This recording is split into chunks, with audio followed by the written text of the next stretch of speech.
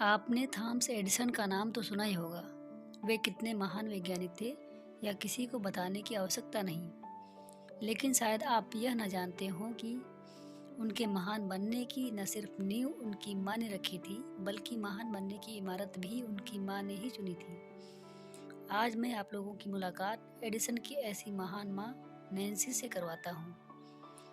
Edison Nancy की 7वीं संतान थे। वे बचपन से ही बड़े जिज्ञासु थे। जब 7 वर्ष की उम्र में उन्हें स्कूल में भर्ती कराया गया तो उनकी जिज्ञासा उनके आड़े आ गई। वे बात बात पर टीचरों से सवाल पूछा करते थे। इससे तंग आकर टीचरों ने एडिसन की मां नैन्सी को बुलवाकर कहा, आपका बच्चा काफ़ी डल है और ऊपर से फिजूल के सवाल भी बहुत पूछता है। मां नैन्सी को अपने बच्चे को डल कहा जाना बिल्कुल रास नहीं आया। इतना नाराज हो गई कि उन्होंने एडिसन को उस स्कूल से ही उठवा लिया। फिर अगले 2 वर्षों में एडिसन को 2 और स्कूलों में भर्ती करवाया गया, परंतु ना तो एडिसन की सवाल पूछने की आदत ही बदली और ना ही उनके प्रति टीचरों का रवैया ही बदला। यानी इस दरमियान ले देकर सिर्फ स्कूलें बदलती रही। इससे एडिसन की मां नैन्सी को बड़ा झटका लगा। वे अत्यंत दुखी हुई। कोई उनके बच्चे को डल समझे या उसका अपमान करे या उनसे बर्दाश्त नहीं हो रहा था। आखिर उन्होंने एडिसन को स्कूल से उठवाते हुए टीचरों से साफ बोला कि डल मेरा लड़का नहीं, कमज़ोर आपकी नज़र है, जो उसकी प्रतिभा आपको दिखाई नहीं दे रही। अब नैन्सी स्वयं एक टीचर रह चुकी थी। वे जानती थी कि एक बार बच्चों का आत्मविश्वास डगमगा जाए तो फिर उसके लिए संभलना मुश्किल हो जाता है।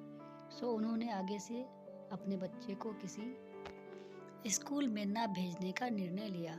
यही नहीं, उन्होंने अपने दुलारे को घर पर स्वयं ही पढ़ाना भी तय किया।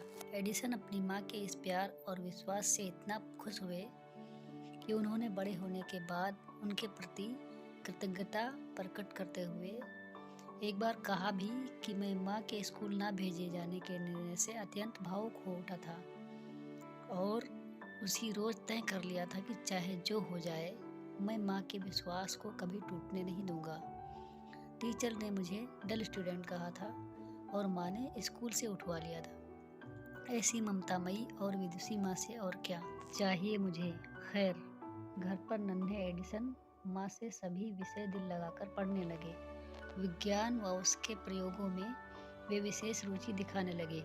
उधर माँ से भी उन्हें हर विषय बाबत आवश्यक उत्साह मिलता ही रहा और आखिर एक दिन माँ की इस प्यार भरी पकड़ाई उंगली के सहारे वे विश्व के सबसे ज़्यादा यानी 1093 पेटेंट्स रजिस्टर करवाने वाले वैज्ञानिक बने। इनमें उस बल्ब का आविष्कार भी शामिल है जिसने जगत को रोशन कर रखा है। बस हर माँ को नैन्सी से सीखना चाहिए। बच्चा सबसे ज़्यादा निकट भी सिर्फ माँ के ही होता है और बच्चा अपने बचपन में चाहता भी माँ का प्रेम और विश्वास ही है।